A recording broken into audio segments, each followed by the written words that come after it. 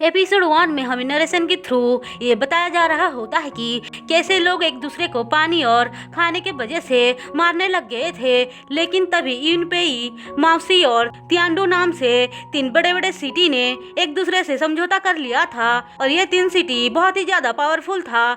बाकी बच्चे ट्राइब जो कि कमजोर होते हैं, वो लोग वहाँ की खूबसूरत लड़कियों से शादी कर रहे होते हैं और इसी तरह से समझौता हुआ था जिससे कि सारे लोग खुश थे। वो बुक जिसके पास रहता है उसको पावर मिलता है, इसलिए यिनपेई के लॉर्ड ने उसको पाने के लिए फिर से जंग शुरू कर दिया था, जिस वजह से सब कुछ बिखर गया था। और मासी सिटी के 2 लॉर्ड होते हैं जिनमें से एक ने अपने भाई को मार डाला था, वो भी बुक पाने के लिए। इसीलिए दूसरे वाले भाई की बेटी उस बुक को लेकर अपनी मॉम के साथ भाग रही होती है क्योंकि उसके अंकल उसको भी मारने के लिए उनके पीछे पड़े थे।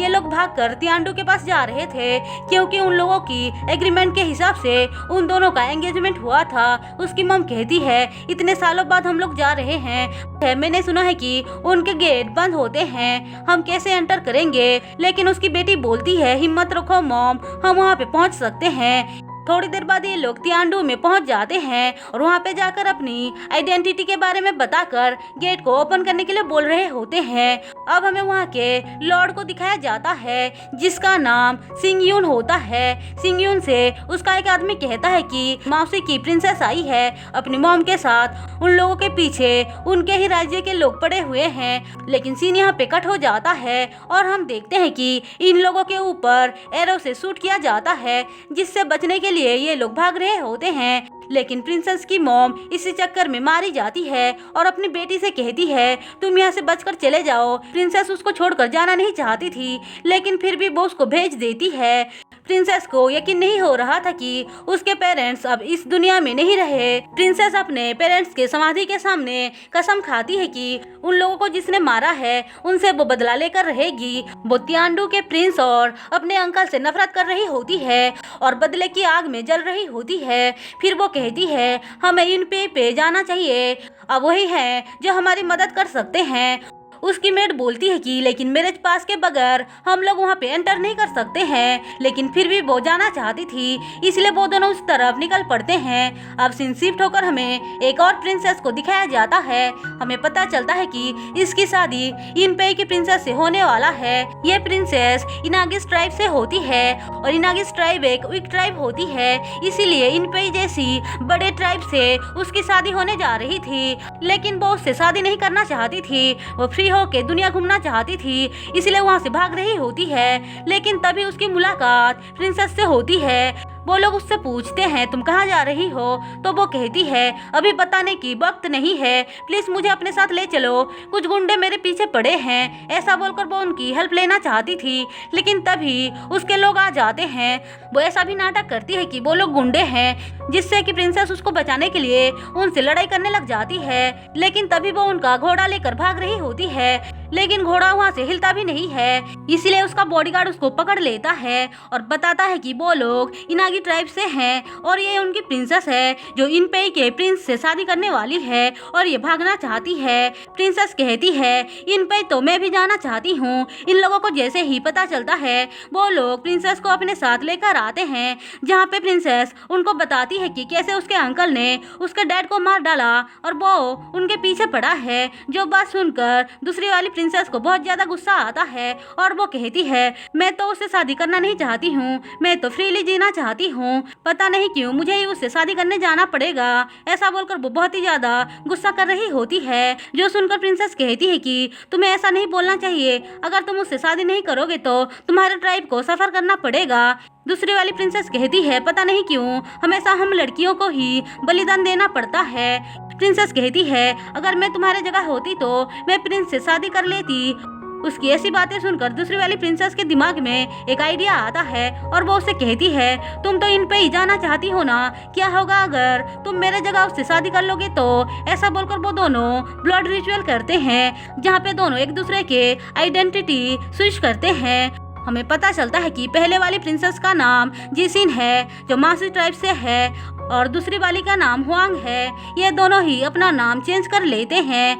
आज से हम जिसिन को हुआंग बोलेंगे और हुआंग को जिसिन बोलेंगे। ये लोग आखिरी बार एक दूसरे से मिलते हैं और दोनों की हैप्पीली लाइफ को विश करते हुए एक दूसरे से विदा लेते हैं। अब हुआंग यूनपेई की तरफ निकल पड़ती है। सीन शिफ्ट होकर हमें रोवेन नाम के एक डाकू को दिखाया जाता है। वो हुआंग की फोटो को देख रहा होता है और सोच रहा होता है कि ये कितनी खूबसूरत है। वो देखता है उनके तरफ ही कोई आ रहा है, जिसको देखकर वो इशारा करता है तो उसके साथ ही वहाँ पे पहुँच जाते हैं और ये लोग वहाँ पे मार काट करके उनको लूट लेते हैं। उसके बाद वहाँ की प्रिंसेस को वो लोग बंदी बना लेते हैं और अपने साथ लेकर आते हैं। जहाँ पे रोवेन जैसे ही उसका पर्दा हटाता है तो वो देखता है कि ये तो वो लड़की नहीं है जिसकी उसने पिक्चर देखा था। रोवेन गुस्सा होकर कहता है उस लड़की को जाकर जल्दी से ढूंढ निकालो। हम देखते हैं ये तो जिसिन होती है, इसको उन लोगों ने पकड़ लिया है। जिसिन कहती है अब तो तुम्हें पता चल गया है ना, मैं वो लड़की नहीं हूँ जिसको तुम चाहते थे, तो मुझे जाने दो। लेकिन वो उसको छोड़ता नहीं है और पूछता है तुम्हारा नाम क्या है। जिसिन कहती है अच्छा मेरा नाम जानना चाहते हो क्या, लेकिन अगर मैं बताऊंगी तो तुम डर जाओगे। ऐसा बोलकर वो उससे झूठ बोलती है कि वो रोवेन की गर्लफ्रेंड है। अगर उसको पता चलेगा तो वो उसको छोड़ेगा नहीं। लेकिन उस बेचारी को तो पता ही नहीं था कि वो रोवेन के सामने ही उसका नाम लेकर उसको डरा रही है। जो बात सुनकर रोवेन हंस रहा होता है। अच्छा बताओ कि तुम्हारा बॉयफ्रेंड तुम्हें ढूंढने क्यों नहीं आया। जो बात सुनकर वो कहती है कोई बात नहीं, वो बहुत जल्द ही आ रहा होगा और तुम्हें बहुत अच्छे से सबक सिखाएगा, तुम्हें तो डरना चाहिए। रोवेन पूछता है अच्छा वो कैसा दिखता है, थोड़ा मुझे बताओ। तो वो कहती है उसके बड़े सर है और उसके पास बड़े बड़े हाथ है जिससे कि तुम्हारा सर को वो कुचल देगा। ऐसा बोलकर वो उसको डराने की ट्राई कर रही होती है, लेकिन तभी वो उसको उठाकर बेड पे पटक देता है और कुछ करने ही जा रहा था कि तभी उसके पास एक आदमी आकर बोलता है कि वो लड़की मिल चुकी है। जिसिन उससे पूछती है आखिरकार तुम हो कौन। तो वो कहता है तुम जानना चाहती हो ना मैं कौन हूँ। फिर वो अपना नाम बताता है, जो सुनकर जिसिन तो शॉक्ड हो जाती है, लेकिन वो उसको बेहोश करके वहाँ से चला जाता है। अब सीन शिफ्ट होकर हमें हुआंग को दिखाया जाता है। वो जा रही होती है कि उसको रास्ते में एक लड़का मिलता है जो अपने घोड़े के लिए रो रहा होता है क्योंकि उसका घोड़ा मर रहा होता है। वो उसके पास आकर कहती है तुम्हें हेल्प चाहिए क्या। फिर वो उसको पानी देती है। वो लड़का कहता है इस जगह पे तो पानी बहुत ही ज्यादा कीमती है और तुम मुझे पानी दे रहे हो, तुम बहुत ही अच्छी लड़की होगी। फिर वो अपने घोड़े को पानी पिलाता है और उसके लिए बहुत ही ज्यादा चिंता कर रहा होता है। जो देखकर हुआंग कहती है तुम्हें गिव अप कर लेना चाहिए। हम देखते हैं उस लड़के को चोट लगा हुआ था जिस वजह से उसकी हालत खराब थी।